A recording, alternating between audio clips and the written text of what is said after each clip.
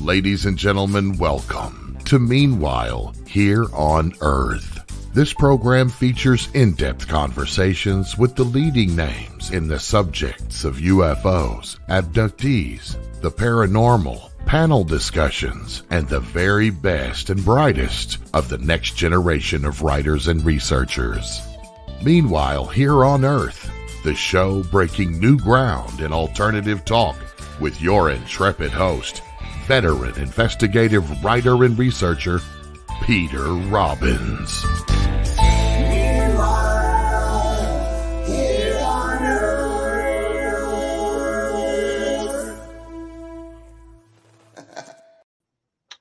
And yes, this is Meanwhile Here on Earth with me, your host, Peter Robbins. Happy Halloween. It is October 31st. And we are devoting today's show to this very special holiday. I don't think it's right to begin to discuss a holiday that is so dear to all of us, just to make a note of this terrible tragedy that happened in South Korea this weekend, a riot that was originally a very overpacked Halloween celebration and ended up killing more than 150, primarily young people. And just how sad that is. And although many of us associate this holiday with fun spooky and fun dead, this was a true human tragedy and something, sadly, that has put this nation into a state of mourning at the moment.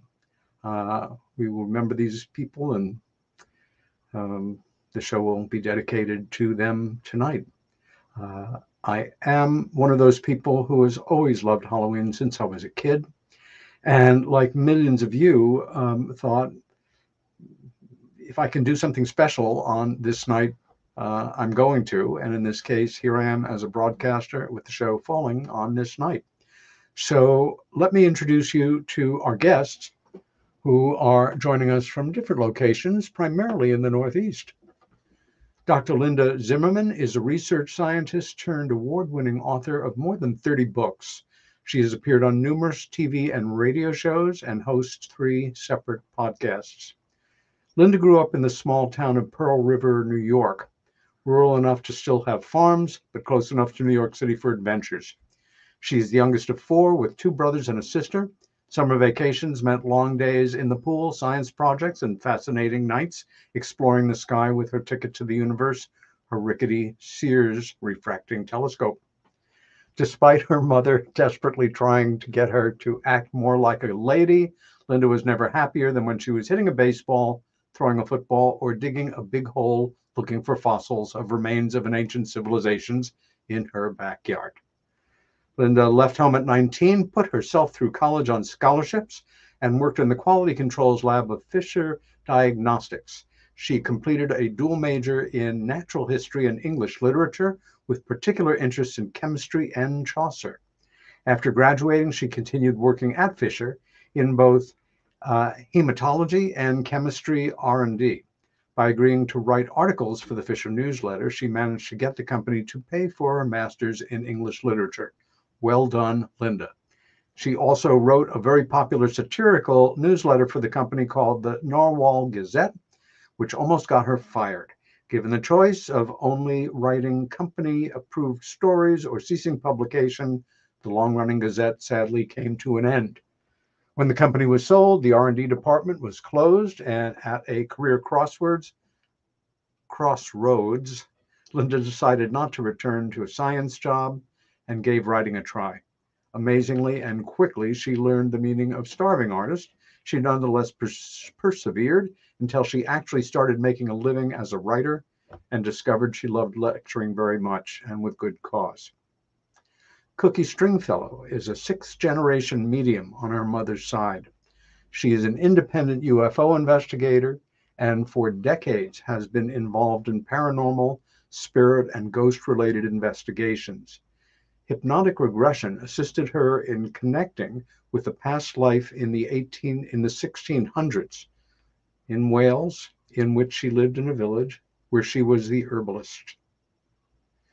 From 2008 to this day, Stringfellow heads up the Rochester UFO Meetup Group, and under her leadership, with Richard Dolan as the group's resident UFO researcher, they have gone on to become one of the country's most active and independent regional UFO groups. Cookie currently works with a NY para group research team that frequently investigates sites known for being haunted. They have successfully confirmed various types of spirits and ghost activity via their electronic equipment and mediumship. She and a colleague offer homeowners a free private service, cleaning people's homes of unwanted spirits and ghosts. Cookie Stringfellow is also a UFO abductee who has been written up in the New York Times and is currently working with a New York-based film team on a documentary about her life. Matthew Moniz is a scientist who, for the past 30 years, has worked in the field of analytical chemistry, molecular biology, and genetic engineering in labs in the greater Boston and Cambridge area. And he has worked on analyzing samples from many famous UFO, crop formation, and paranormal site locations over the last couple of decades. He has been co-host and science advisor excuse me, for the radio show Spooky Southcoast for the past 17 years. He is also on the team of the live TV show 30 Odd Minutes, as well as co-host of Inner Space TV with Tom Reed. Featured on many TV shows about UFOs, ghosts, and other unexplained things, he has been a guest on Inside Edition and Ghost Adventures, among others.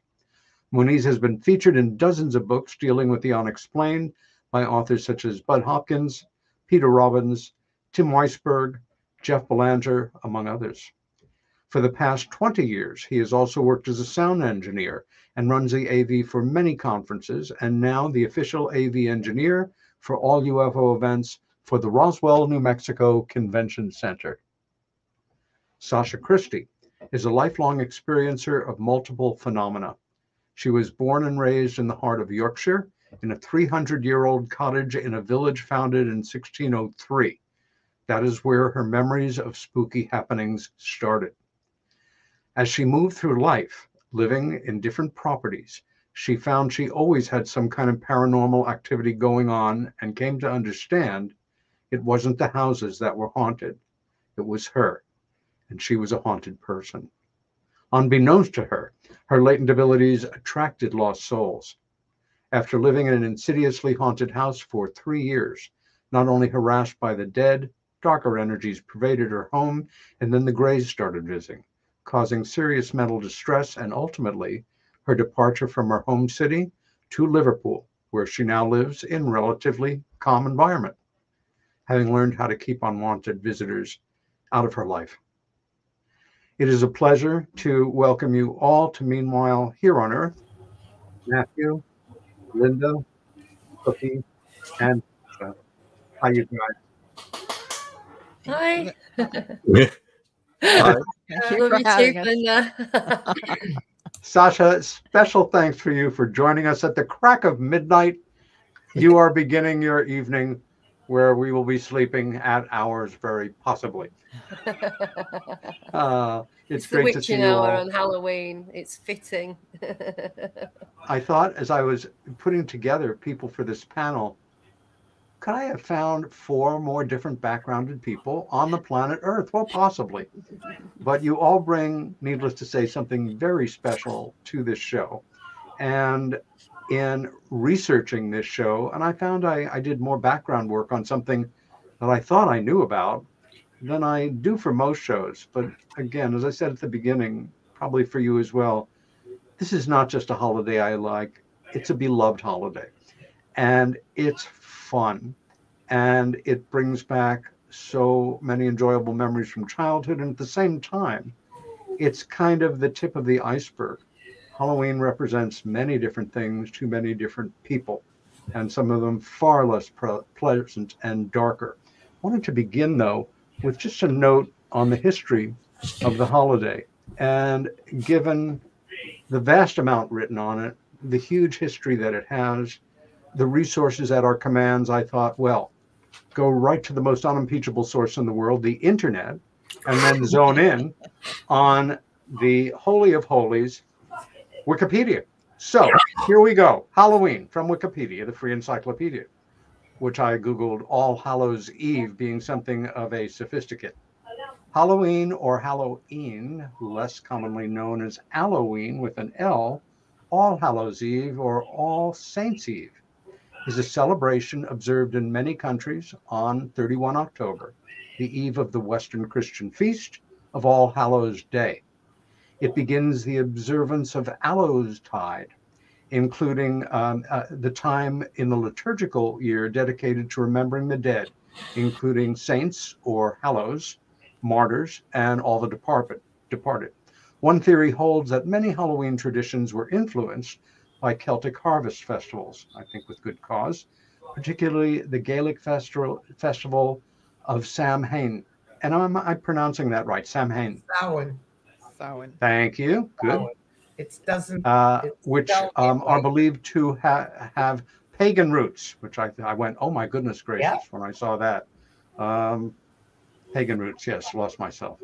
Some go further and suggest that the holiday may have been Christianized as All Hallows Day, along with its eve by the early church. Other academics believe Halloween began solely as a Christian holiday, being the vigil of All Hallows Day, celebrated in Ireland and Scotland for centuries. Irish and Scottish immigrants took many Halloween customs to North America in the 19th century and earlier, and then through American influence, Halloween was spread to other countries by the late 20th and early 21st century. Any questions? Nope. Good. You'll be tested on that later. I thought we should begin, because this is such a personal holiday and such a special, completely freewheeling show. My lesson plans are non-existent, except to have you here and entice you to tell us this, that, and the other thing.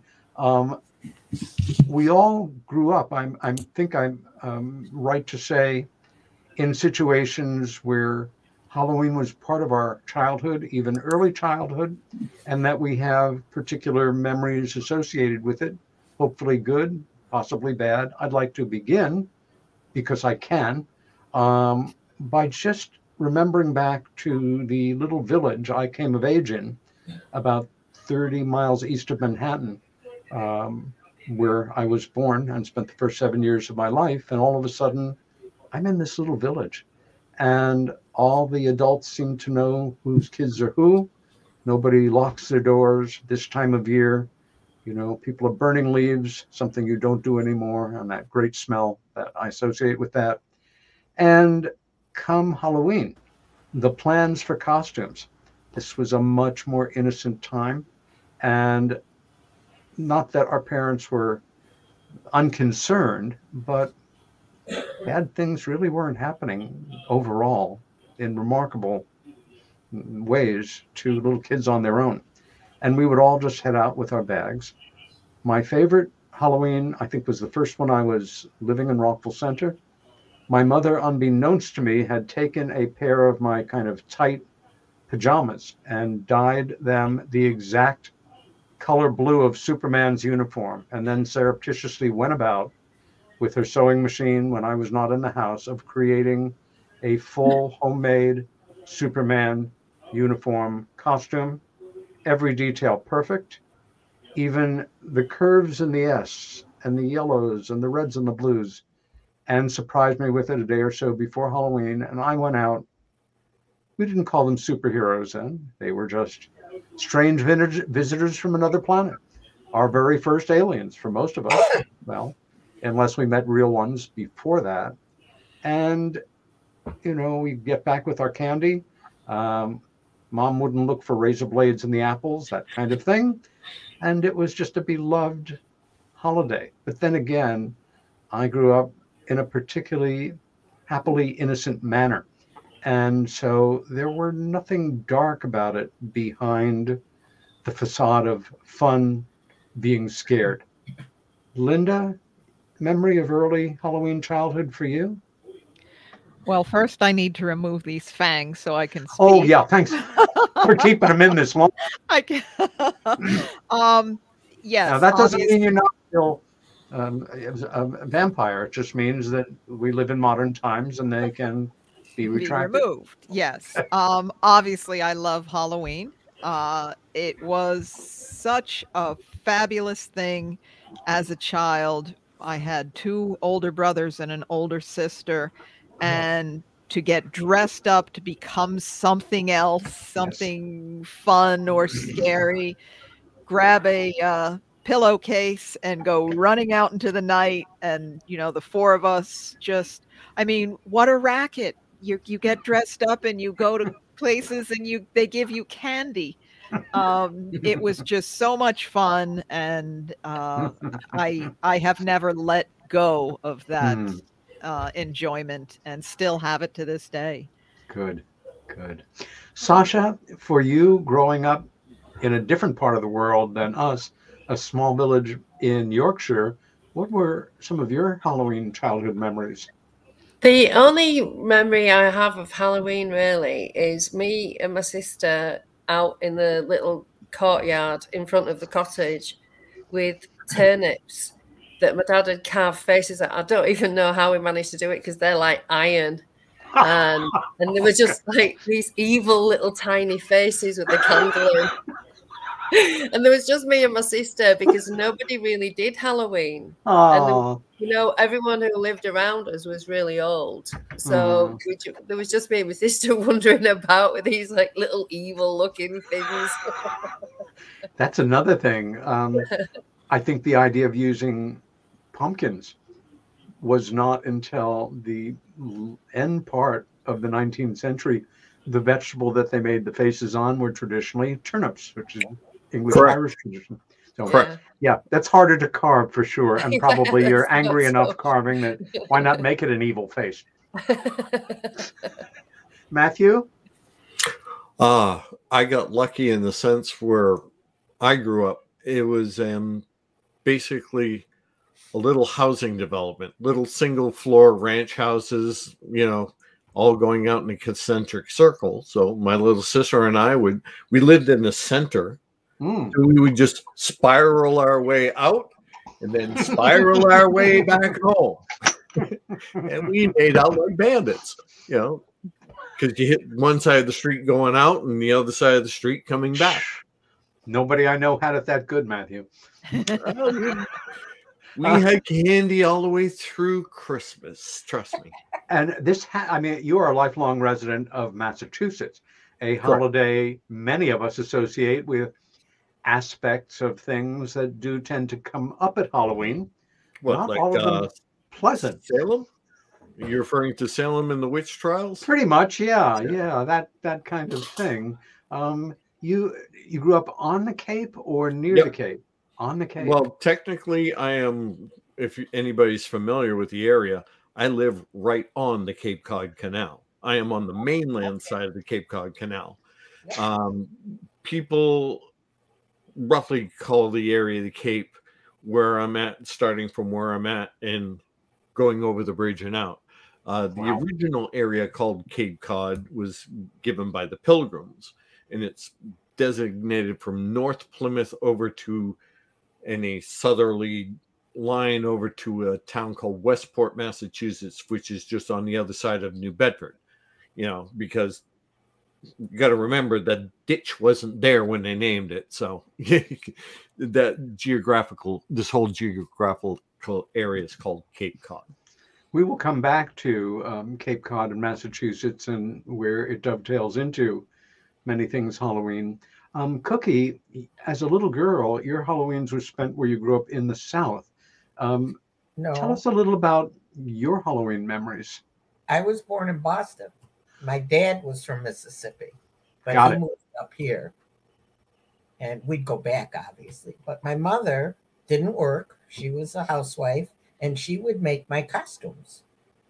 And I loved it. And we had a nice neighborhood where you could walk, just like Matt said, one way, turn around and come back the other way. And we loved it. Always had a nice bag. Everybody was so sweet and kind. the neighborhood I grew up in until I was 9. Then we moved to Pittsford. But in Brighton, our street, we were the only Christians on the street.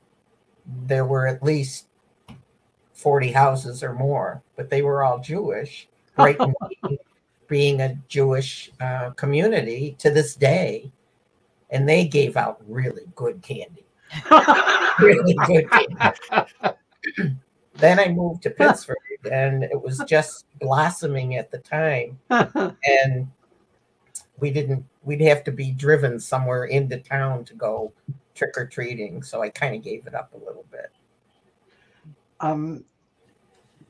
As we mature, which some of us do, and those of us that do at different rates than others.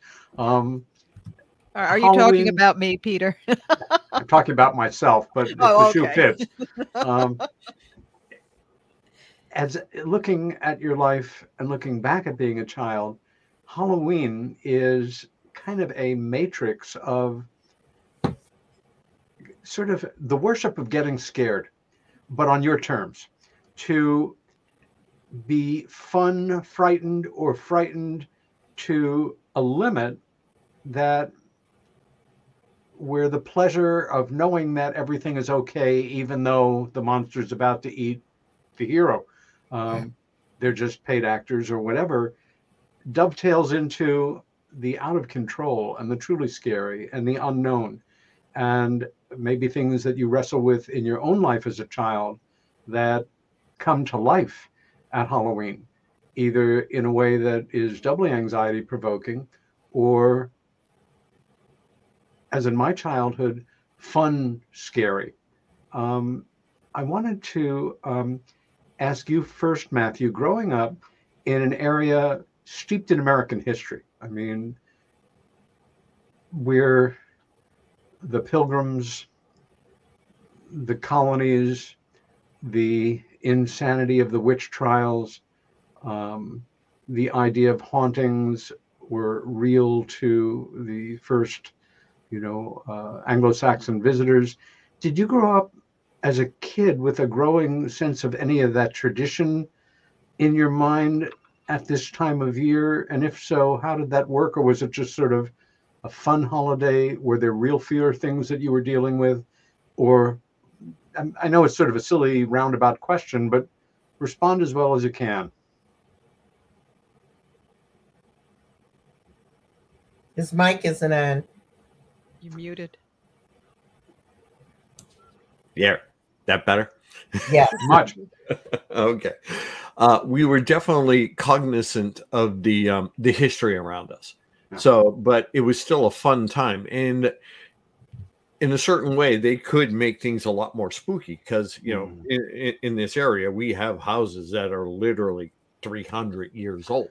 Yeah, for America, that's old. Yeah.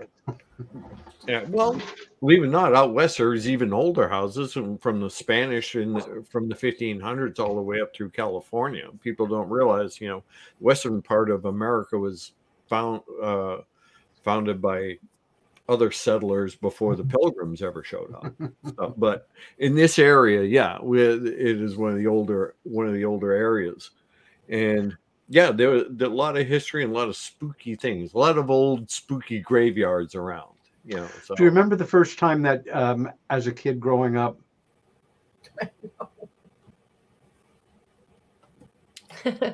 Sorry. Pete is vanished. Well, where's Peter? he kind of dropped out. We'll just take over the show. Okay, go ahead. We'll bring him on as guest. There he is. Welcome back to your show, Peter. Did anything happen while I was gone? Yeah, yes, we conspired against you. We talked about you and everything.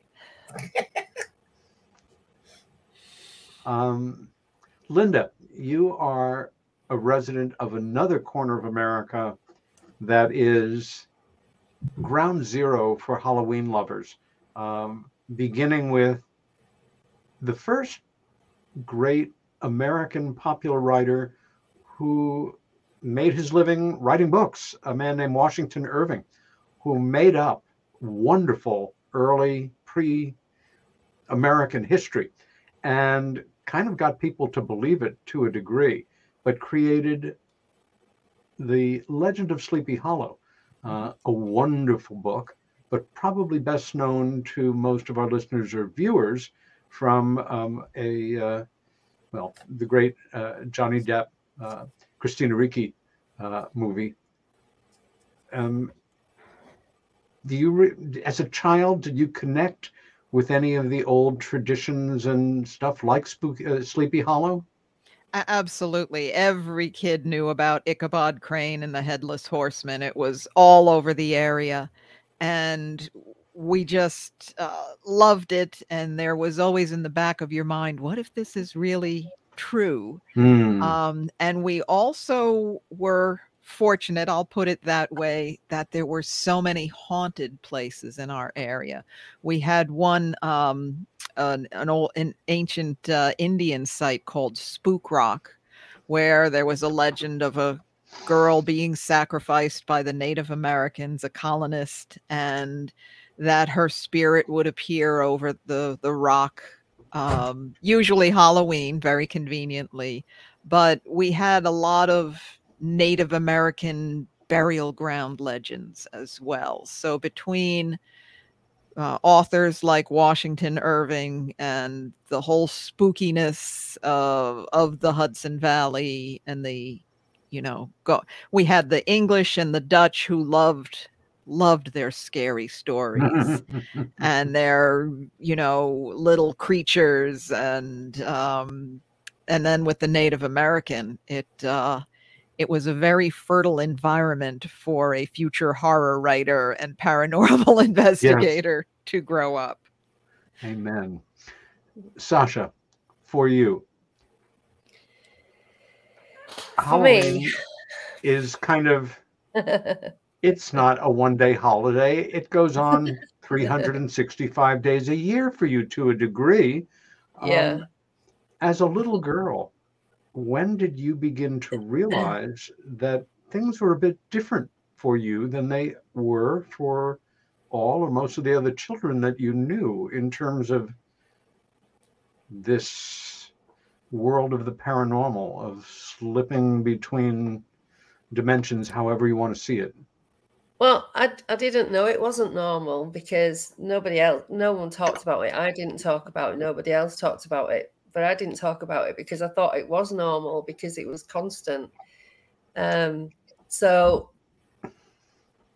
I would see these things slithering across the floor in the cottage, and they were like black silk that would just slither across the floor, and I wouldn't dare get out of bed.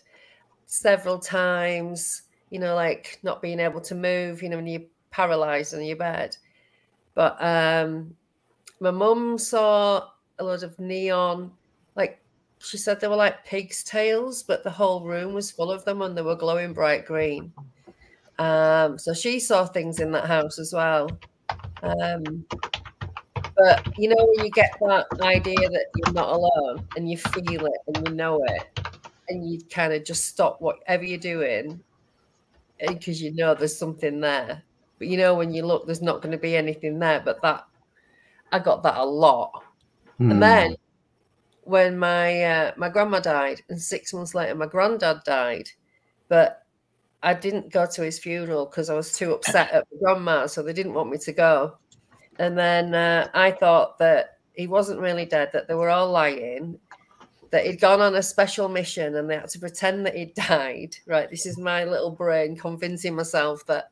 Because he was in the Navy, then he was in the MOD police officer. So I thought it was on, like Mission Impossible, something like that. Wow. But then me and my sister were walking to see my great grandma one day, and my grandma and my granddad walked past us together, and my sister saw them as well. And we looked and they'd gone. So I knew that he'd actually died then because, I'd seen him with my grandma and I knew she'd gone. And that was probably about 10 or 11 then. So it was just lots of things, but they looked solid. So I wouldn't even know if that's what ghosts look like. I wouldn't even know how many I'd seen because it just looked like normal people,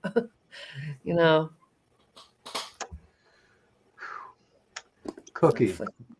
Yes. You grew up understanding at a certain point in your life, there was this word medium. It obviously has a more generic term, but that you were a medium and following I am, not in I the were. foot. I am. Yeah, pardon my use of the tense. Yes. Well, looking back from then, Yes. thinking of you as a child, you were, but yes, you are and will continue to be a medium. And that this was something that followed in your mother's family. Can you tell us what that means to you when you kind of discovered your mediumship, so to say, and how or if, well, or at what point your mother sat down with you and talked to you about this gift that you have, for lack of a better term? I had to physically ask her because when I was 2 years old, this invisible entity came to me, and her name was Honey. She had 12 brothers. They were all doctors. She was my invisible playmate. She's the one that originally told me I was a medium. Of course, I didn't understand it. That's when I asked my mother, but I waited till I turned 3 and asked her. And then she explained it to me, but Honey had already explained it. And oddly enough, about 4 years ago, a friend of mine who is a hypnotherapist hypnotized me because I forgot what Honey looked like. She actually changed within the hypnosis into who she really was. She's my main guide, my main spirit guide. As a man, though, she didn't come to me as a man at 2 years old. I would be scared. But I was very wise, and I'm not bragging. I knew a lot from a very young age. And then when my mother explained it to me, and my sister might possibly be one, but if you say ghost to her, oh, yeah, ghosts are all right. If you say something about UFO or mediumship, she blah, blah, blah, blah, she don't want to hear it. So, but it runs in my family. And when I gave you my bio, Peter, and mentioned about the 1662 being in Wales, a Celtic village, I was also a witch then too, which I still am. And I don't tell a lot of people that, but when I found out through hypnosis, all my friends said, well, we already knew that. Well, how come I didn't know it? But now as I look back, of course, I had it makes sense to me now. But a green witch is a good witch. I'm not nasty. I don't do spells, blah, blah, blah. And I think that helps me in my mediumship, especially when my co-organizer and I will go and clear a house of spirits. They just automatically are there. We can see them. And we only do it if they want to be sent into the light. And 90% of them do. And Matt had mentioned, or Peter, I guess you did, New York State is a very Native American state, and I have Native American friends. And we had to call upon them one time to help us get rid of, it's going to sound really weird, help us get rid of a skinwalker. I knew I couldn't do it. We needed to get them. They live south of Buffalo. And they came to the house, and it took all day, but they got rid of it. And the girl that had it in her home is fine now. Linda and Matthew, one of the reasons I wanted you to be part of this show, aside from the fact that you're both dear friends and scholars in ways that I am not, you're both scientists. That's how you fill out your taxes. You are, for Linda, that is the way you began your life. A lot of people argue that it's one or the other. Either it's science and empirical fact, or all of this interdimensional mumbo jumbo, and there's no place these things meet. And yet other people feel there are tipping points, so to say. There are areas where one area of study very much supports what seemingly has nothing to do with it, but is just on the other side of the mirror or the line. Linda, can you go first talking about, from a scientific perspective, and you have written about hauntings and ghosts and been a ghost hunter in a very lively area for this kind of work. Where do science and para meet here, and how do you work with both of these parts of reality as an investigative writer? Well, I think you can go about the paranormal world in a scientific way. And that's what I've always tried to do. Take my science background and kind of look at any investigation as an experiment of a type, but still be open to that there are things our meters and cameras cannot capture. But once you do the historical research, the interviews, if you can gain any kind of data, you approach it scientifically and say, is this valid? Is this something beyond normal? Is it haunted? Is it a UFO? Is it whatever you're looking at? So I do try to keep that rational, skeptical side, but embrace the evidence when I do find it.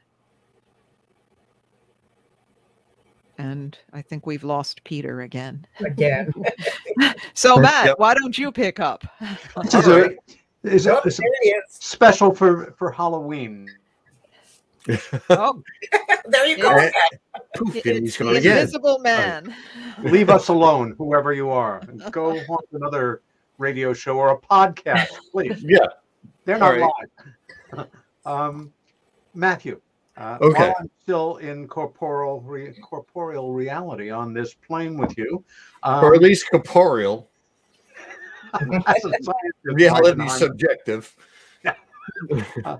I'll paraphrase Einstein. The mysterious will always be thought fascinating until it changes its name to science.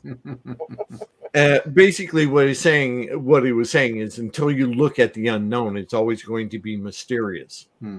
And once you start looking, just like what Linda was saying while you were gone, is that you take in this information, you weigh it against all of the other things, and you draw your conclusions from that. That's the scientific method. But from that, you can also take your own personal observations. Now, I've been doing science 30-something years, and I've been doing paranormal research 40-something years. And I found the two actually do not really contradict each other. Okay. And in a certain sense, because I found that there is certain things in the paranormal that still conform to physics. I'll give you an example. All right. In studying various forms of ghost research over the years, I've noticed that they still conform to laws of thermodynamics. And by this, I'm talking about everybody feels the cold sensation, in the spirit's presence. That's called an endothermic reaction. What's happening in types of physics is drawing energy from out its environment, in this particular case, heat energy. And then when it's using energy to do something, work and energy are basically the same thing. One transforms to another and transmits back and forth. As Einstein said, energy can neither be created nor destroyed, only changed. So what it's doing is it's drawing in energy to be used. That's an endothermic reaction. You feel the cold. And then when work is done, heat is generally a byproduct.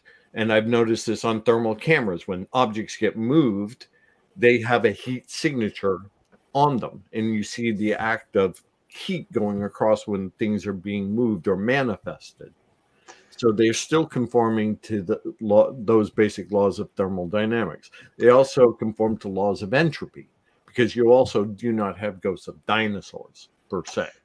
So I asked it in a way as a rhetorical question, of course, because I know that over the decades, you have been instrumental in taking on samples of organic material that have interfaced one way or another with the non-standard, the paranormal, a UFO event or alleged landing, a crop formation sample, and produced measurable laboratory results. Sacha, you live in two worlds. I mean, we all do to a degree, but you maybe in a more pronounced way. You have your real life here, being a mother, a friend, a wife, a writer, a researcher, an investigator, somebody who is extremely principled and stands up for those principles on a regular basis. And at the same time, a life on the other side of the veil, so to say. At some point in your life, did it occur to you that these things, that at Halloween time, it was okay to manifest the other side or talk about it more? Or did that, you know, am I putting words in your mouth, so to say, that, well, this is something all year for you that you learned as a young person? There are certain people you don't talk to about it. You do talk to other people about it. Certain things you keep to yourself and you deal with as well as you can.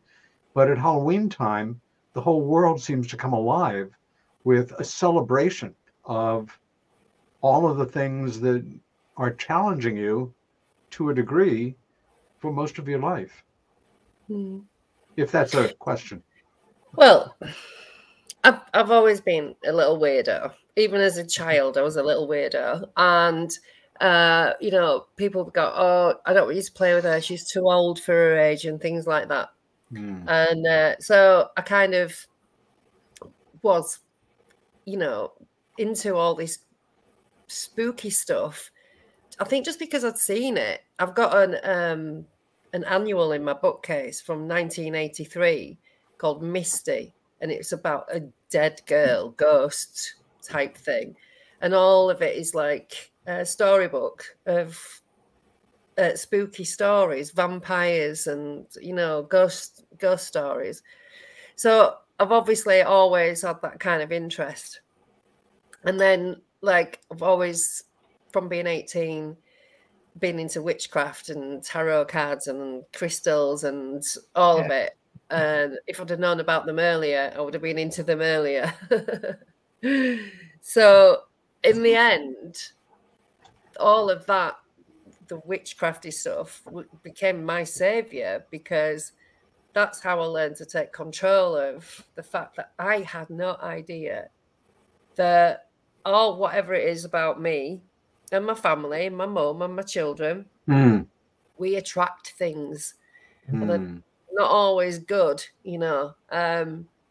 So it's just a constant. It's not so much now. Like, I'll get the odd weird noise, or when my friend Paula comes round, guaranteed something happens. If I go to her house, something happens. Like, we've started recording ourselves just talking because things go off around us and we hear voices or whatever, and then we pick them up on the, you know, we pick up EVPs all the time. So, but that's like, because I'm in her house. Here, I've taken control of my environment and put up like spiritual barriers, because I can't live like that. It's so draining. It made me so poorly. Like you say about the energy thing, they take it away from you so that they can be alive. And that house that I lived in before I moved to Liverpool was an annex of hell. I don't really know what was going on in there, but it was dark. And when I said dark, it would take all the light out of the room. Even the glow-in-the-dark stars on my son's bedroom wall, they would just go dark. There was no light anywhere. Oh, it was awful. Green mists with little bubbles in them, you know, like, I'm looking at it thinking, is this my eyes? Am I crazy? With my arm through it, and it all moves like smoke, you know, and that's hovering above us on the bed. And, you know, you can't live like that. People go, oh, I'd like it. I do that. No, you wouldn't. No, you wouldn't. And you're sitting there, you're minding your own business, and somebody coughs at the back of your head. And then and there you are. And I'm like, that happened. And I've listened. I know there's nobody in the house, but I've got to go do the check. So I've got this long screwdriver that I'm ready to, like, you know, I'm ready to go to war. And every day something like that. This house, the woman who'd lived there before, apparently she'd been doing Ouija board, doing Halloween parties, letting people do Ouija board while drunk, just opening doors, not closing them, just wandering off, not just doing it for a laugh. So my little boy's room, I remember one day he was whimpering. So I got into bed with him and I'd given him a cuddle. I didn't really know why, you know, just thought he would be having a bad dream. And the bed moved, like that. Physically moved the bed with me and him on it. What can do that, you know? I think maybe it was my family saying, get out of this room now. There's something else that you need to, you know, like get off the bed. Because it made me jump up and shout, you know, get the F, this is my house, get out, you know, boom, slam the door. That's how I deal with it. You know, but it's nowhere to live. You can't live like that for long. One of the things about Halloween, even as a kid, that I realized was you can be somebody else. You can pretend to be a hero or a villain. You can dress up outrageously. You can just, you know, classic old stuff, rub burnt cork into your face, get an old, you know, piece of clothing and be what we used to call a tramp or a bum. I don't think those are politically correct anymore. I'll have to consult with the higher ups about that.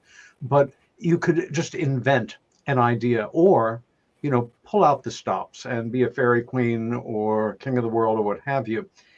Also a time of year where normally in the Western world, the way I used to joke with people about it was, here's everything in life and here's sex, death, and UFOs. They're all over here. We keep them kind of special. And lots of confusion, lots of electric charge, lots of anxiety. But on Halloween, it can all come together. I want to know whether we believe in something or not. Doesn't really matter. The basis of all religions is belief based in faith, faith supporting that belief, being one of many people who feel it. Oh, you're gone again, Peter. Yes, there I go. It doesn't matter whether it's true or not. If you draw comfort from it, great. Halloween, one of the things that comes up either in a cartoony kind of way with dancing skeletons or what have you, or in a really dark kind of way in a good horror movie with dead bodies buried in the ground, is the idea of ghosts, of an afterlife. I think for me, as an innocent kid from the 50s, it was Casper the Friendly Ghost, a very way to be, a nice anesthetic way to be introduced to the idea of beings in the next world. But for some of you, it may have been quite different. What I'm after here, and we'll be carrying this over into the next hour, is for any of you coming directly up against, or many times perhaps, but a good example of a presence or presences, a ghost haunting, a haunted building, apparitions, your own facing off against. Linda, let me start with you, because I know you have written about this extensively, and again, living in the Hudson Valley your whole life and steeped in these wonderful traditions. And for me, as a little boy, remembering reading The Legend of Sleepy Hollow and, you know, struggling with the science behind it. How could somebody sleep for 20 years? That seems excessive, but, you know, that's what the story says.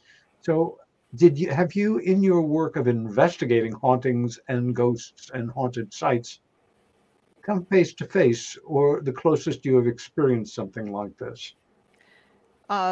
Yes, many times I've come face to face, physically, things that have appeared, but I read a lot about ghosts. I believed they were possible, but it wasn't until I was babysitting as a teenager in a very old home, 1700s, And I kept looking over my shoulder, looking, something is here. I just felt this violence that I had never felt before, and heard it. Get your best Hollywood moaning, screaming type. I mean, it was just this horrific sound, a male moaning, and I ran out of there, and I'm like, okay, once I got my breath back, stopped hyperventilating, it's ghosts do exist, and they're not all Casper. I mean, that was a revelation.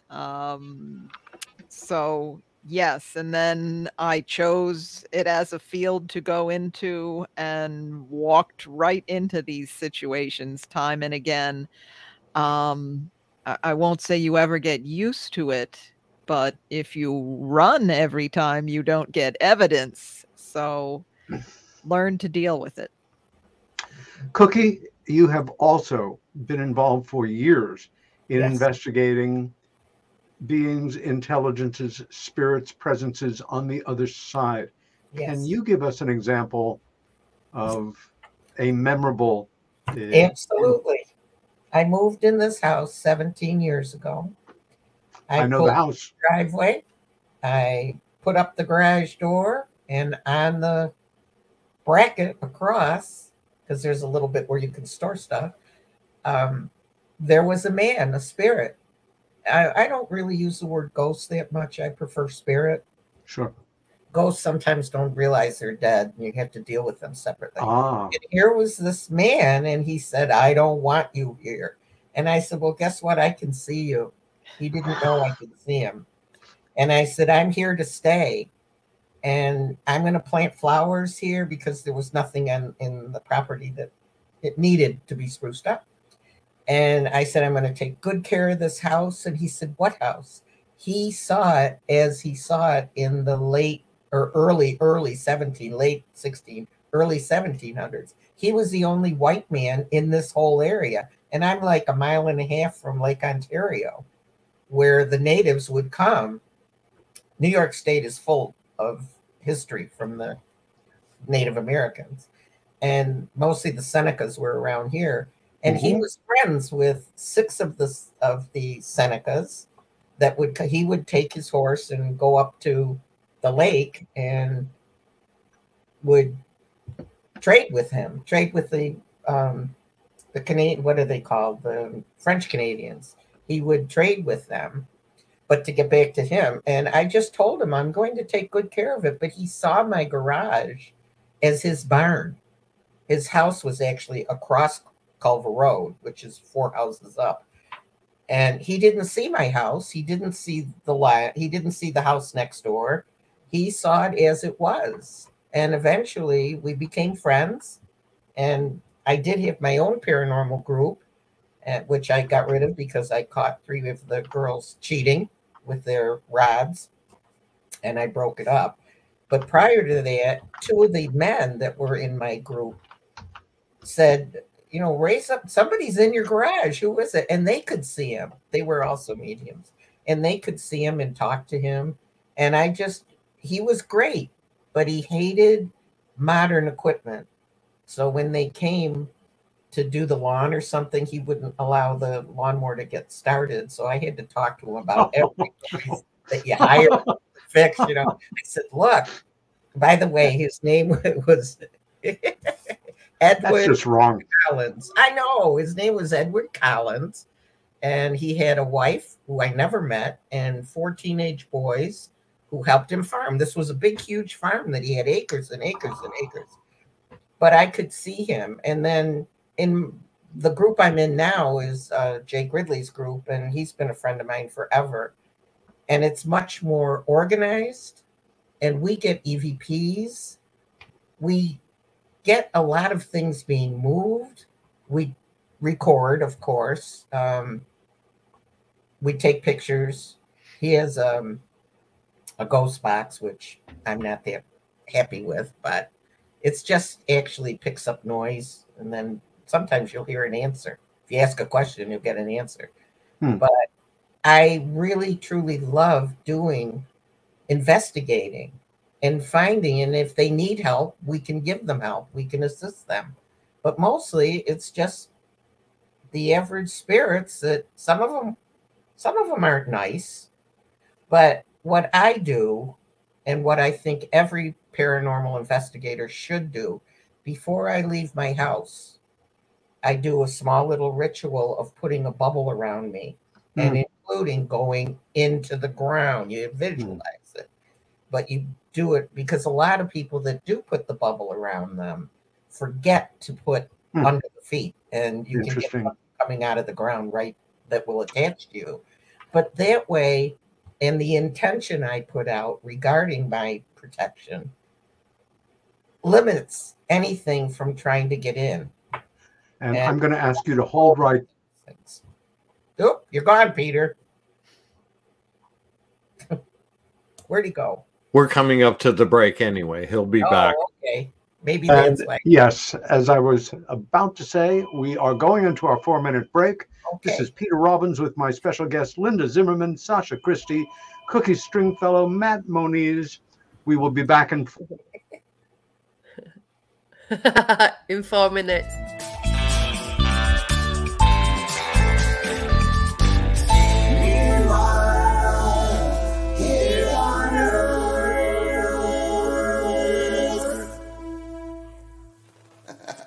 Hey members, the new KGRA DB app is now available on iOS and Android devices. Gain on-demand access to any KGRA DB programming. Download any show directly to your mobile device to listen or watch on the go. Go to the App Store and search KGRA DB.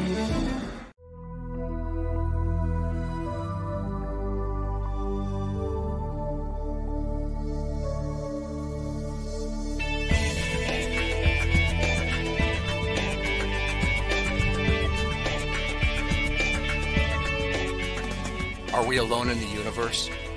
The most important question facing humanity is on the verge of being settled once and for all. The Mutual UFO Network has been at the forefront of this journey for nearly 50 years. Our members worldwide are dedicated to the research, documentation, and awareness that will shape the future of humanity. Won't you join us?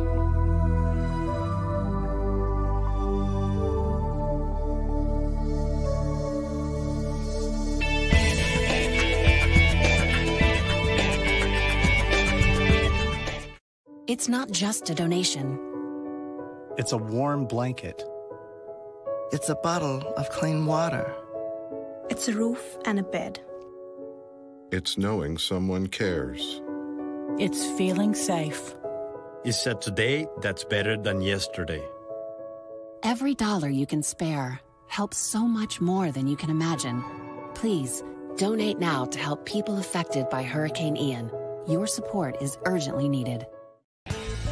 Discover the Observation Deck, a one-of-a-kind virtual event platform that takes video conferencing to the next level by using avatars to navigate a campus. There's so many areas and activities to choose from. There's a 1,000-seat auditorium, an expo hall, a nightclub, and even a beach. So come attend a conference, take a class, or hear a lecture on the incredible Observation Deck campus. Go to theobservationdk.com. You're listening to the KGRA Digital Broadcasting Network. We provide unparalleled coverage of trending news in the world of ufology, cryptozoology, and paranormal phenomenon.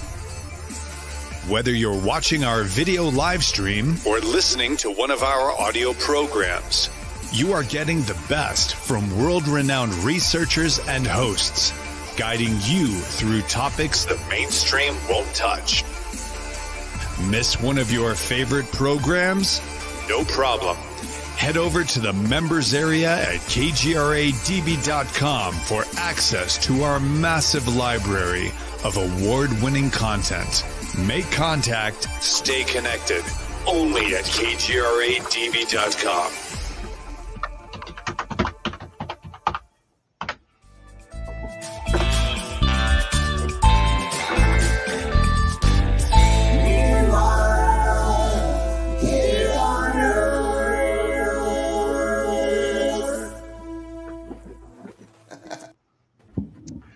Welcome back to Meanwhile Here on Earth. This is Peter Robbins on the air right now and will remain on if the spirits allow me.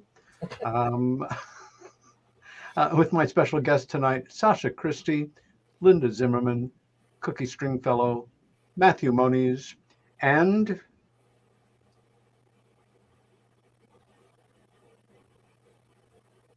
that's it.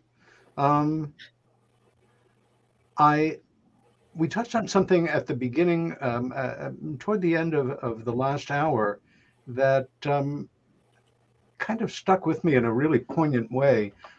The idea, I think it was you, Cookie, who said, using the word ghost. A ghost is a spirit that does not know that it's dead. That's how I was taught, that ghosts they don't know they're dead.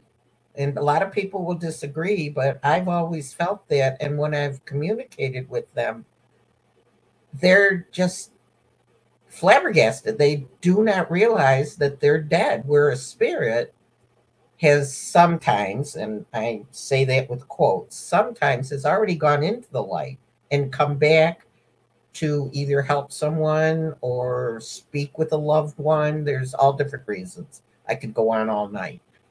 But that's how I feel personally, and my team. Matthew, apologies to you for not rebringing you into the show at the start. And Linda, I seem to have awarded you a doctorate, a PhD somewhere along the line that you actually did not earn. I know Stanton Friedman used to be driven crazy by people giving him doctorates. So he's Dr. Stanton Friedman. And he was concerned that people might think that he had called himself a doctor, which is not usually seen as good in our work. So that was my error. You're a regular one of us, not a PhD. That's it. Thank you. I'm glad you're on the show anyway. I'm glad you didn't drop me off after finding out I'm not a doctor. Popular culture, especially in the last 50 years or so, has been such a cauldron, a stew pot for so many things Halloween, mixing and melting down into popular culture, the world of film and television, of popular literature, of cartoons for children. I'm thinking so many of the things that many... Nope, there you go again. And he's gone. That so many of us associate or enjoy about it have nothing specifically to do with Halloween, but are reminiscent thereof. Whether or not it's favorite movies that we like or associate with this time of year, and I do actually want to touch on that with you. But I'm thinking about right now a film that had quite an impact on a lot of us when it came out, The Sixth Sense, with a very fine performance by Bruce Willis, and of course the introduction to the child actor, Haley Joel Osment. I remember when the film came out, and really we all saw it. And it was quite a talked about film. Many people I know said, oh, I saw it coming. You know, that special jolt at the ending. Oh, there he goes. And 3, 2, 1. I, for one, did not see it coming. And sitting there in my seat and having, you know, as a film snob, as somebody who's well-read, who likes to think of themselves as sophisticated, who also likes to just suspend the fourth wall. If I'm in a theater watching a play or a movie, I just want to be entertained. I want to be there. I want to be a kid again. I want the result to happen. And I remember sitting there, literally hardly being able to catch my breath, thinking, son of a bitch, that was really good. I feel really bad and poignant, and that must have been that moment where, oh my God, Marky Mark's brother, who played the crazy guy at the beginning, but this guy's been dead the whole time and I didn't. Anyway, that idea of somebody who is dead but doesn't realize it is very poignant to me. Sacha, is that a concept that you have wrestled with at all, or interfaced with, or had to deal with in your work and investigations or your life at any point? Yeah, there was an investigation that I did with the team that I was with at the National Railway Museum in York. Mm. And there's a part in the it's a museum now. There's a turning circle, but it used to be like a fully operating train station and a freight station as well. No. So we got to this turning circle and I started to feel very unwell, got a terrible headache. I sat down and I kind of felt really awful. I thought, I just want to go home. What, you know, God, my head hurts. I don't want to be here. I just want to go home. Why am I even here? And then I thought, I don't want to go home. That's not me. And my ears were killing me like someone had really nipped them. Huh. And Tony, one of the people who was with us, he said, oh, your ears have gone bright red. And I just stood up and I said, I want to know if somebody's had the head crushed here. And Tom, who was with us, he was the security manager. He said that a guy had bent down to pick up a tool bag when they were buffering two trains together, and his head got caught between the buffers. Oh, my God. And he died. And he just wanted to go home. And he didn't know what he was doing there. That's what all I could think. What am I doing here? Why am I even here? Yeah. Why am I here? I just want to go home. And that was the last time I did an investigation, because I didn't know then. I didn't know how to help him. I didn't know what to do. And it really made me realize that this is not a ghost. It's a human. It's a person. It's a real person, this. It's not like something that you're chasing to get evidence of. It really made me realize, oh my God, these are people. And I felt like, well, I just abandoned him then. I'd felt him. I knew he was there. Maybe the only person that did ever. And then I just went home and left him there. Mm-hmm. So I thought, I can't live with that. So I figured out, you know, how to help now. So, because I didn't know what to do at all. I didn't, you know, just one of those arrogant ghost hunters. But that changed. That changed everything for me. Yeah, it's major. I'm going to shift gears somewhat here and go into not a lighter, you know, a lighter area to a degree. Most of us like, or in some cases, love the world of film and movies. I am certainly high up on that list and have been since I was a kid. And although at this time of year, I don't think necessarily of films about Halloween, like Halloween, the great classic horror movie, but there are certain films that I associate with the holiday and I particularly enjoy watching this time of year. Like I always enjoy watching of the 50 versions of A Christmas Carol that have been made since silent times, the 1951 Alistair Sim version, which is just great. That's Dickens on film, as good as it gets in the 50s. And I'll start with one. It's surprisingly from the Disney Studios, which we don't usually associate with real fear, although it's changed a bit in the last years. It's a Ray Bradbury story, I believe, with a script written by Ray Bradbury called Something Wicked This Way Comes. Yeah. I discovered that as an adult, and I thought this would have been one of the most shattering films of my childhood had I watched it as a little boy. If you're not familiar with it, it stars the great actor, oh God, Price is his last name. Come on, British actor. Vincent. No, not Vincent Price. A younger, a more contemporary. I'll think of it. But it's a wonderful film. It also stars the American late great Jason Robards, and it is scary. It's scary in a way that an adult can experience that fear that we associate with childhood and love and holding on to what matters and being confronted by something wholly other. Also, the great American classic early 1930s James Whale horror movies, Frankenstein, Dracula, Frankenstein's Bride. I love those films. I can watch them 100 times. Linda, what are some films that you associate with this time of year, that you enjoy, or that kind of capture that it's fun to be scared sensibility? I believe it was The Haunting of Hill House. Oh, that's a scary one. Yes, that scared the hell out of my sister and I, watching when the doors are moving in and out and the pounding. To me, that, and then I was so disappointed with the sequel, with all its the remake, with all its CGI just sat there. Yeah, it was bad. Yeah. So that's all you needed. You needed sounds, you needed a little special effects, and that really terrified me. I'm thinking, by the way, of the actor Jonathan Pryce, a wonderful actor who plays a consummate scary paranormal villain.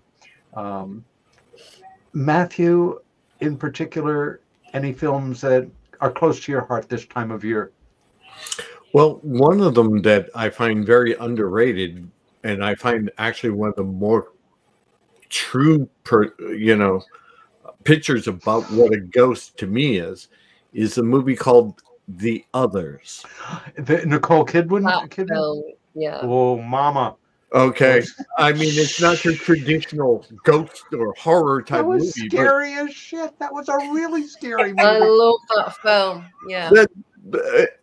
It's one of my personal favorites. It's like, this is really, you want to see a really good ghost movie? And people came back, that was what? Yeah.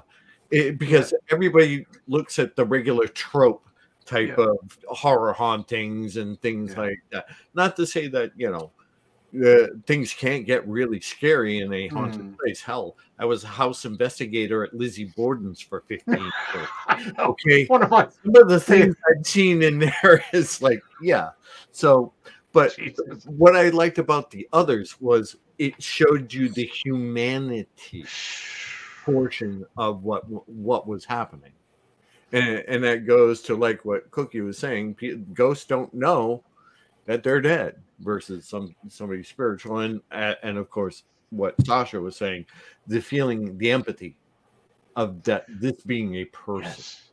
And I think a lot of these modern, what I'll call modern day ghost hunters, because they've seen this stuff on TV and think it's that what they're doing isn't technically ghost hunting. Technically what they're doing is called legend tripping. Okay. Where they're hearing the legend of the ghost and they're going for more the thrill of the hunt than the actual trying to learn what's going on. If you really know where I'm going. Hit a nerve for I think us, and I'm guessing for listeners, certainly a number of film watching listeners and viewers. One of the things that made The Others so mercilessly effective is brilliantly written. There was the one location, and it was loaded, and you couldn't go anywhere. You were either outside or inside the house. An actress of the caliber of Nicole Kidman and the range of Nicole Kidman, I think, even after watching her for 30-odd years, she still twisted us out of shape in a way that we had never seen her, not to mention the power of these children actors. Yes. And the whole thing really anchored by a brilliant Irish screen and stage actress named Fiona Flanagan, who plays the housekeeper, the senior housekeeper, and Ray Fenns as the returning husband. Mr. Tuttle. Kind of the ghost within the ghost. Thinking about it now again, it's heartbreaking. It's fascinating. It's everything where fantasy, paranormal, ghosts comes together perfectly. And that poignant scene at the end where the child who's going to move into the house is the one who can see the child in the window that nobody else can see. Cookie, a movie or movies that really strong association, or you love this time of year? Well, I can't remember the date. It's early 70s. It's called Dracula, and I can see him in my mind, but the man who plays Dracula, and it's like the true story written. It's a love story, actually, and there's not a lot of gore like all the other ones. I prefer that. I watched that. I just saw it the other day. I can't even think. Frank Langella? Yes, thank you. Was the actor. Yes, thank you. And he played I thought he was fantastic. Not like the other ones where they're always biting necks and everything. And I really enjoyed that. I love The Mummy, the original Mummy. Yes, Boris Karloff. It's a wonderful. And the Frankenstein, the original Frankenstein, and then the other one, and then the funny one with Abbott and Costello Meet Frankenstein? No, after that. Young Frankenstein. Mel Brooks. Oh my gosh, I laughed so hard. It was so funny. That's Frankenstein, by the way. Yes, yeah. I loved it when he was knocking on the door, and I love your knockers when she came with a perfect comedy that once again, like Blazing Saddles, could never be filmed again. But the funny Halloween movies, that are called Halloween something, they're slasher movies, and I don't go to any of those. I don't watch. I just don't like seeing somebody getting slashed up. But as a child, when I was like 9, 10, 11, my mother loved these horror shows that like Dracula, Frankenstein, The Mummy. But her friends, my mother was quite a lady. She didn't, her friends, she felt her friends wouldn't understand why she's going to see these crazy movies. So she dragged me along, and she'd always tell me before it started, this is just make believe. It's not real. Don't be afraid. And I loved it. I fed off of it. I swear to God, I just love scary stuff. And yet when I'm ghost hunting or spirit hunt, whatever you want to call it, it doesn't bother me. When I see them, I guess I'm just accustomed to it. I don't know. But I hate saying this, but I've never been afraid, ever. I was afraid after I had my knees totally replaced, both knees, shoulders, hips, everything. And when I had my left knee done first, for some reason, I felt I was going to die when I had 3 months later, when I had the right knee down. And that just pressed on my memory and mind.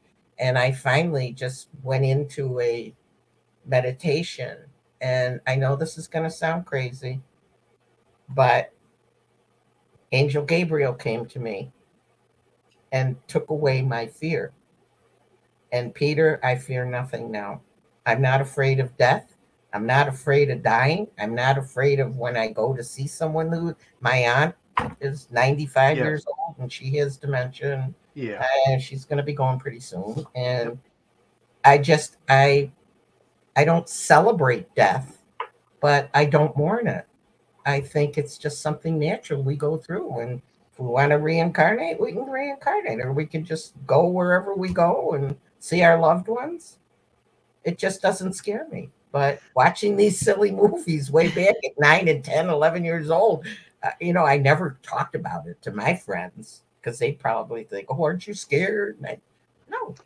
I think many people are, their real fears are knowing that they haven't fully lived and have a fear of leaving before they have. Also, in the world of, popular culture, the great rock and roll tune, Don't Fear the Reaper. Right. More Cowbell. Oh, you're gone, Peter. We've lost him. And 4, 3. Uh-oh, this might be a long one. What? No. Well, I'm going to take this opportunity. We're talking about horror movies. There he is. The Halloween movie. I just recently found out, the Michael Myers mask. Yeah. That was a mask of William Shatner for Captain Kirk. Captain Kirk. I never knew that. Yeah. How can you get scared now watching a Halloween movie knowing It's a William Shatner face. And then I saw an interview with Shatner saying that when he took his kids trick-or-treating, he bought a William Shatner mask and put it on and would go to a house and say trick or treat and then pull the mask up. And it's really William Shatner. So, Sacha, growing up, and was your introduction to the world of film through a local theater or television, or when did you start watching movies? I'm guessing it was a little different for you than it might have been for us. Oh, yeah. My dad was a special effects guy. Ooh. So, like, I grew up watching things like Scanners in slow motion and The Howling. I saw that. All these things. He would come home with videos of them, and they were on at the Pictures in America. And we had a video player at home because he worked in TV. So, you know, he would bring these things home and we'd get to see them while they were not even at the Pictures here. Wow. So it kind of took away the magic of a lot of things, like American Werewolf in London and all that. I knew everything about how all of it was made. So, but I remember loving watching Nosferatu.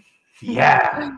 The horseless carriage going up that pathway. Oh my God, it's such a brilliant film. But as for my favorite film for Halloween, I would say The Tingler. Vincent Price with the thing in your spine, and if you don't scream, it'll kill you. And his deaf wife, and then there's the scene with it's all black and white, but then there's the scene in the bath with the bath full of blood and the blood's red. You know, I think that film's brilliant. But then The Thing, Kurt Russell version. Yeah. The special effects in that are just amazing. Yeah. You mentioned a film that I have a very strong sentimental feeling about, which is An American Werewolf in London. Yeah, good For film. anybody out there who has not seen this film, you must see it. Part of its amazement is the transformation sequences where our protagonist becomes the creature, all with prosthetics on time lapse. There's no CGI, and it is so incredibly effective. And dear Jenny Agutter, a beloved British character actress who some Americans do not know, who of course played the romantic interest in that film, and the nurse, who years later we all fell in love with again. If you're smart enough to have watched Fetch the Midwife, Get the Midwife, a great British series. I found that film really frightening, in part because the two American guys were Jewish guys from Long Island, which I am.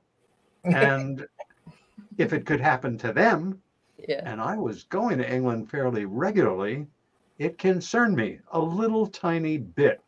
Don't go out on the moors tonight, boys. Yes, a great film in the true Halloween spirit.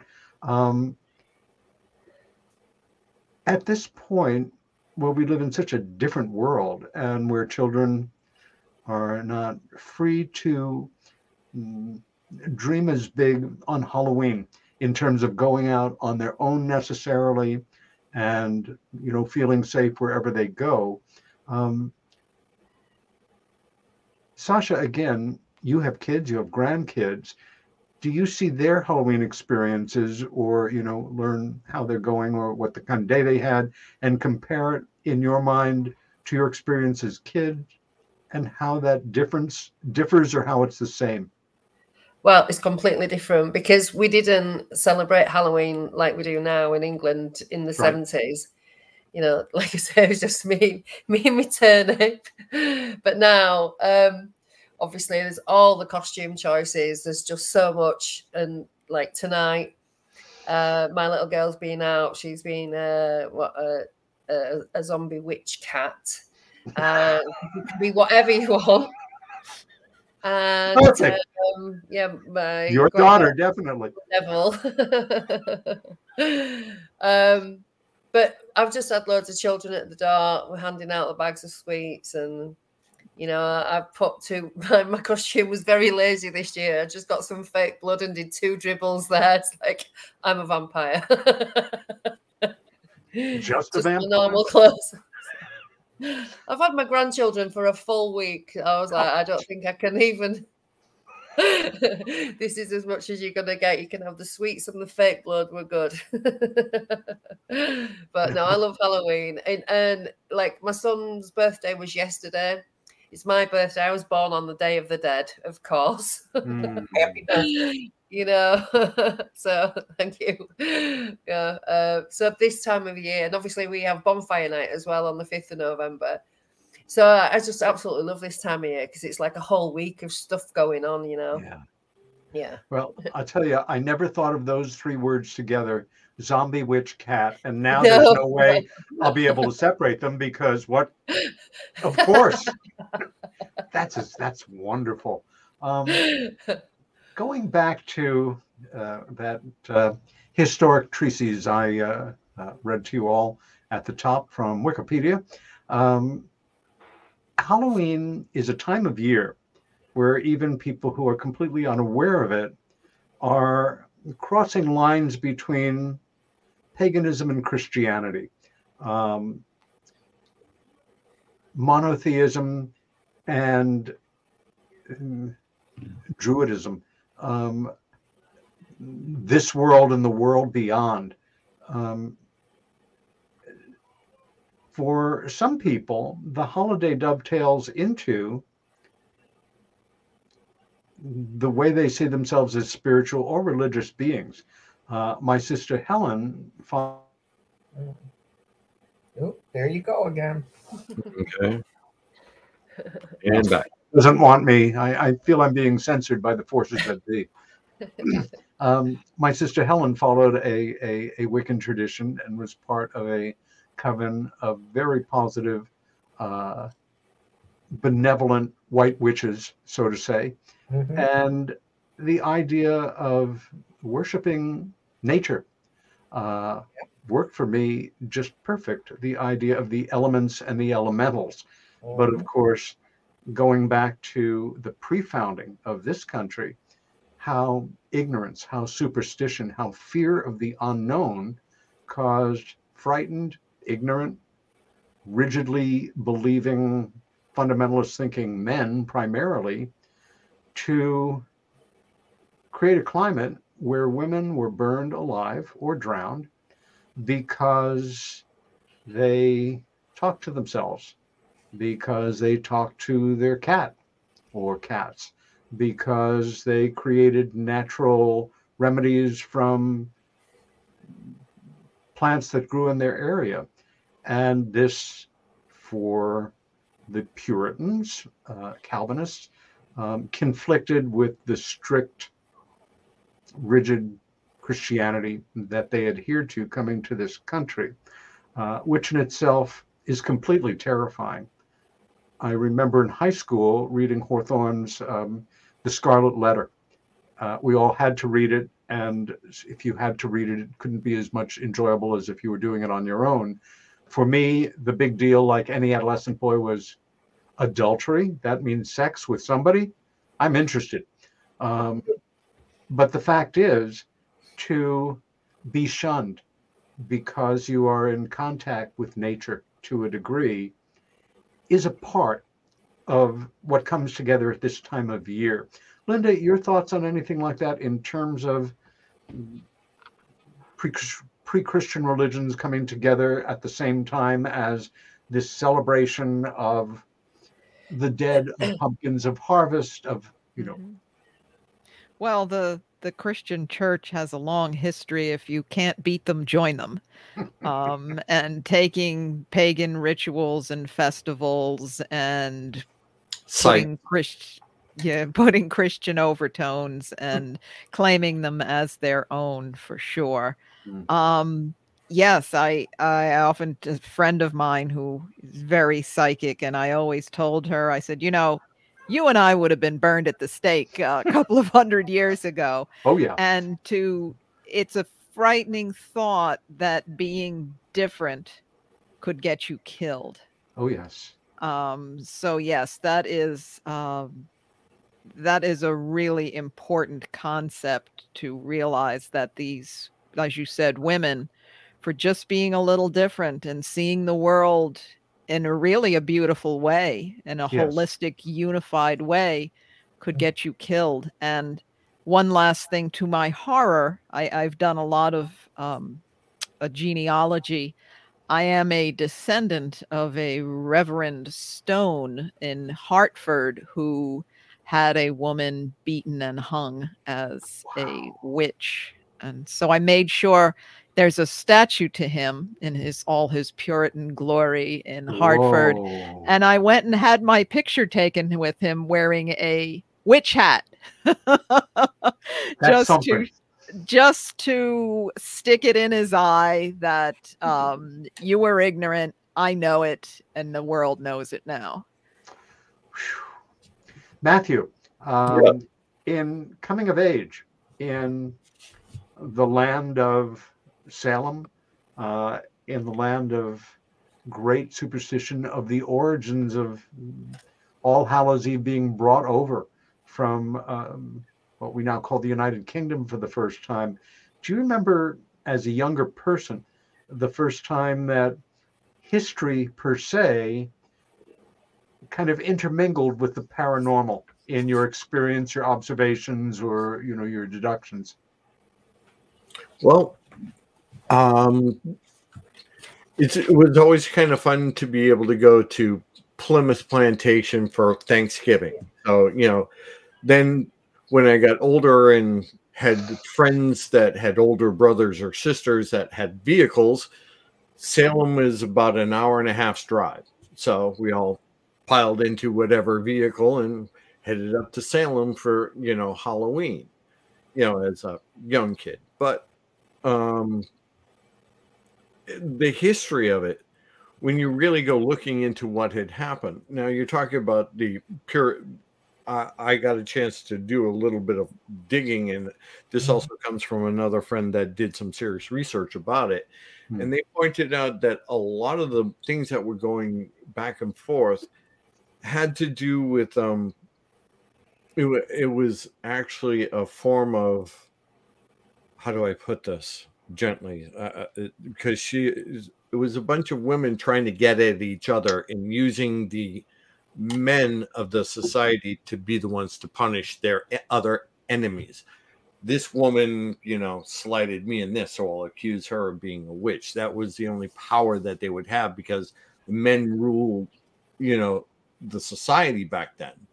And what it became was basically a bunch of little backstabbing and land grabbing. And that was their way of, exhibiting control, their own version of control. At least that's the way it was explained to me. I always thought it was just, hysteria, like people said, but this person spelled it out as like this person in their writings and this person who knew this person was looking for this from them, this person looking for that from them. And it became truly ugly. You would accuse your other enemy, the person that wasn't in your clique, of being a witch, and that's how you gain popularity. And I outed this person, and unfortunately people died. And it wasn't just women, their husbands or fathers or whatever would get dragged into it too. And this person realized that if I accuse them, my neighbor, and took away their good name, I could grab their lands. So it spiraled. One little petty jealousy spiraled out of control and wound up involving an entire community. And when you've got people that have absolute power corrupts absolutely. And it finally took a whole 2 years before officialdom stepped in and said, time out. Yeah. The only reason why the officials started stepping in, because they were starting to point at their lands. That's where it stopped. Yeah. Because it's getting up to my level now. We better put an end to this. Before it was petty little squabbling between, little local riffraff. and now it's getting up into the gentry, so we better stop this now. And that's how it wound up stopping, if you want to look at it historically. One of the, certainly in America, the great popular culture manifestations of Halloween that has grown at an accelerating pace over the last few decades is Halloween home or apartment decoration. In America, Christmas decoration has become something beyond an obsession for some people.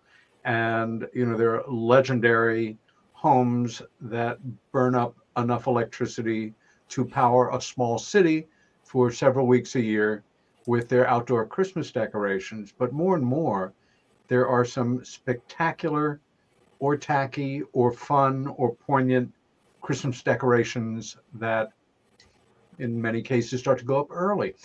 Are any of you involved in that level of Halloweenism of house decoration? Or I know some of you, it's Halloween all year long in your home. I don't have to decorate at Halloween. Exactly. It's all here now. Just put some stickers in the windows and it's like, you know, that's it. I mean, do any of you have full-size skeletons climbing up the sides of your house or electrified ghosts or anything? I know, Cookie, you black out your location so it becomes... Well, because I didn't want to be interrupted with doorbells ringing for trick-or-treaters. And all I put out at Christmas, I'm really good at Christmas. I just have a flag, an American flag I took down and put up a Frankenstein. And it's kind of like a cartoon Frankenstein. It's not a real man. And that's my Halloween. That's it for Halloween for me.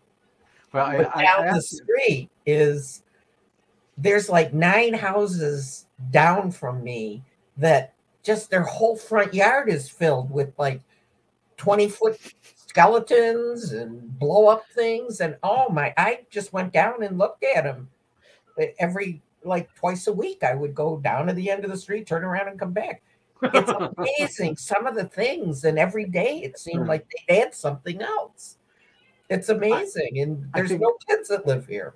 These are adults. Is the great spirit of capitalism. Last week, I was in our local dollar store looking to get a couple of birthday cards, and here's this rack of Halloween cards. Yeah. Where we didn't used to have Halloween, you know, maybe a postcard or something, but now it is entire subculture of way of selling yet one more kind of greeting card, which is fine. If you enjoy it, if it's fun, if it's part of it, brilliant. But it's starting to give Christmas a run for its money. Christmas starts tomorrow. We gonna skip Thanksgiving. We always put up a big gallows and had things hanging off of it, and a cemetery. And unfortunately, we had a devastating fire from a lightning strike in the summer and lost everything. We lost so much. Lightning hit your house? Our detached 2-car garage where we stored everything for holidays and anything of value. But anyway, so my husband was like, well, maybe we just shouldn't do anything. And I was like, no, we're coming back bigger and better. So we have about 100 feet display on our front property with, I don't know, I've lost count, 8 or 9 regular skeletons and doing various things, gruesome things. And we have a 12-foot skeleton. We have a full-size horse skeleton with a skeleton rider. We have a werewolf. We have a werewolf. We have a spider cove with all spiders. And Peter, you saw we also made a crashed UFO with 2 glow-in-the-dark alien skeletons with a black light on them. When you come to visit, we hopefully can reset the entire display for you. That is awesome, especially when God has already warned you by hitting your home, your garage with lightning, not to do this, to be involved in these horrible anti-Christian activities. It's been, all I can say is it's been nice knowing you. Let me just say it now. Thank you for having me. I'll never be back. But I'm going down swinging. Way to go, girl. That was at Pine Bush this year because Linda didn't show up at Pine Bush, and we heard there was a fire. Yeah, the fire was like 2 days before, and a lot of smoke inhalation. Ambulance had to come. We could have easily died. So hey, so I'm alive, and I'm kicking and screaming. I have to say, I do not know anyone whose property, while they were in it, or anybody ever in my life who has been struck by, or a thing they own or live in has been struck by lightning. That is intense. And what is very weird is 2 weeks almost to the day, my brother who lives in Pennsylvania, his house got struck by lightning. Wow. No. Yes, that is very, very weird. And Your now family is obviously evil. Yeah, Peter, you know that. So it's an awkward moment as a broadcaster for me, but Linda, come on. The Zimmerman need to get the message. Whatever you're doing, stop it. Yes, the hand of God is trying to strike us down, and we keep crawling back. See, that's part of the great spirit of Halloween right there. That we can, the great Rodgers and Hammerstein show, South Pacific, a wonderful classic Broadway score, and a song I remember from childhood that I still think was very advanced for its time is I Whistle a Happy Tune. Yeah. It's a song about you're scared, but you make believe you're not scared. And if you do it enough, maybe you won't be scared. And Halloween is a time of year when we can kind of symbolize our fears, or face them, or celebrate them, or make fun of them, or just have a good time with the understanding of scary. And how would we define it? Scary on our terms, scary / entertaining. We experience, was it you, Sacha, who mentioned the Tingler? Okay, that's a 60s Vincent Price vehicle. Probably not the biggest budget film ever made, but no. I'm old enough that I remember seeing that in the theater with some of my little buddies. And my mother was amazing. I'm going to this 7, 8 years old, going to the movie by myself, meeting up with some friends on our bicycles on a Saturday morning. And what's the film, dear? Oh, it's called Dr. Strangelove, or Psycho, or the new James Bond film. It was the only film she wouldn't let me go see because she was a little unsure about Elvis Presley from the waist down in terms of movement and influencing young boys, was Love Me Tender, which was his first film, and a Civil War, very innocent ballad. I bring it up because I saw The Tingler in the theater. And the rumor had already swept elementary school that all of the seats, some of the seats were electrically wired, and that somebody was going to get a shock. And so we were all waiting. And of course, as soon as somebody screamed, you knew electricity was coursing through their body. And you screamed because it could happen to you next. In the meantime, there's the Tingler. And at the end, the film disintegrates. What a cheap thrill. What fun. But again, that thing of, I'm having a blast, but I'm scared on a certain level. It's that thing. It's a child thing that we can take into adulthood with us that we can still get a kick out of. An experience like that, now it's kind of getting a bit abstract, but an experience for you that you might associate with Halloween or cultural forces like a film that comes together for you, or a location where it's scary, but it's fun scary. Cookie. Yes. Scary, but fun scary. I'm not afraid. I've never really been afraid since 2 or 3 years old. For some reason, I can't explain it. I've just never been afraid. Nothing scares me. Way to go, girls. That's wonderful. since I've had my surgery when well, yeah, Gabriel came, I fear nothing now. And I mean, I loved snakes as a kid, spiders. My sister was afraid of everything, so I just go around and, you know, I put lipstick on once. She said, how can you can't see your lips? How do you know you're putting it on right? I said, Dixie, I've had these lips since I was born. I know where they are. It's just simple things like that, you know. I never thought of that, but guys usually don't. I'm not afraid of anything, and it's a gift. I'm very grateful for it because things don't scare me, and I'm grateful. Well, and I think remind me.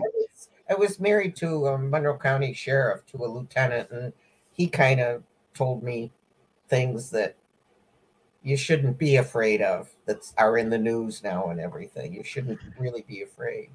There's a wonderful interview show that we have here on our National Public Radio called Fresh Air. Terry Gross, who's been doing the show for decades, one of my favorite interviewers. And the other day she had a rebroadcast posting on Halloween with Stephen King, who is a wonderful writer, of course, and a great open subject to interview. Doesn't pull his punches, very down to earth. And toward the end, she said, you know, you have basically made a life of scaring people in a way that's entertaining, but still scary. At this point in your life, what, if anything, scares you? And the show was some years ago where some of his kids were still fairly young, and he thought about it for a minute. He said, at night, opening my kids' door of the bedroom and just listening to make sure they're breathing. Not being a parent doesn't take much imagination to imagine. Right. Sacha, for you, a place in your mind or your life where fun, scary, tingler, scary, comes together with real scary, and maybe one influences the other in some way, like I whistle a happy tune?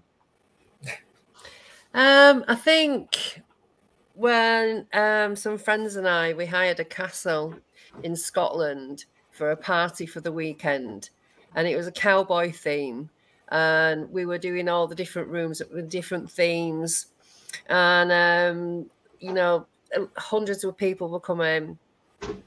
And the first night we were there, I got a phone call and I had to go out and stand outside because the signal was bad. And I'm stood at the top of these stairs in this castle, and I'm looking at this archway, and I know that there's a river beyond it and just some grass. And as I'm talking on the phone, I see this woman walk underneath this archway, and she had long black hair, a long white dress, long sleeves, and she looked mad. And she just strode through this archway, but as her dress billowed out and fell back, she vanished. Right, so I was like, okay, that just happened. Went inside and said to my friend Emma, is there like a legend of a woman in white here? And she went, there might be, and walked off. So anyway, I kept getting these little psychic flashes the whole weekend of like horses running and all this water and drama. And it turns out that she died on a wedding day, but she'd had to marry someone at the castle, but she didn't want to marry them. And so the person that she actually loved with his friends tried to rescue her during the hunt after the wedding to you know, run off with her.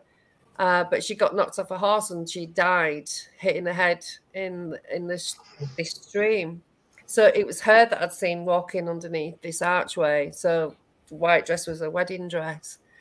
But that's like fun and scary at the same time. But like, I actually wasn't even scared. I've had loads of things that have happened to me that have scared me. But it happens so fast that you don't really have time to be scared. And then when it's over, it's like, that was not a scary experience. That was just really interesting. Yeah. But yeah, but then there was a party, so that's the fun bit. I think it's also fair to say that many people whose lives are partially in standard issue reality, let me say, And these areas of interdimensionality, of moving through history, of being able to perceive things that other people are not able to, you are to some degree sometimes dominated by empathy. It seems to me very difficult to do this work and to appreciate the human poignancy, tragedy, dynamics behind some of these spirits, beings, ghosts, without feeling a pull in your heart, really. Again, the story in the wonderful film The Others with Nicole Kidman and Ray Fiennes and Fiona Flanagan, one of the things that made it such a powerhouse was we had no place to run. The script was perfect. The locations were absolutely incredible. The performances were great. But these two little children actors, they really, these realizations that we're all here for as long as we're here, and then the next adventure comes. We have our beliefs about it, but we'll all see what happens when we go through that door. At this point, I would say I don't associate it with Halloween, but the most memorable ghost-related or spirit-related experience I've ever had is staying repeatedly in a B&B in Suffolk run by my dear friends, the Warnocks, for many years. They've relocated since, called the Old House, the original frame from the 16th century, the more modern part from the 17th century, and learning early on that there was a presence in the house. A B&B is an ideal kind of laboratory because people who don't know each other are coming and going, and similar stories meshed. Matthew, in 1 minute on being in the Borden house, if you can tell us just in 60 seconds or so, what's that like? And of course, this is the Lizzie Borden story immortalized in the childhood poem of Lizzie Borden took an axe and gave her father 40 whacks, etc. But you know that home well. Yes, I do. And the actual number is 11 and 17, but that doesn't rhyme. So the house itself is was restored back to its original condition by my friend, who is now deceased, unfortunately, Leanne Wilbur. But over the 15 years in there, I've seen full body apparitions, disjointed voices. But the creepiest thing about the house is the ghosts of the children. See, everybody thinks about Mr. and Mrs. Borden. What they don't know is 20 years prior, Ludwig Borden, who had a wife, Eliza, had 4 kids. The house was next door before the Borden's house was built.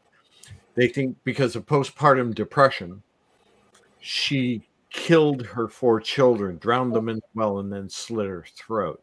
And then a couple of years later, they built a house over the property. Most people don't realize that. I guess that's a fairly jarring note to go out on. But thank you all. I only wish we had another few hours.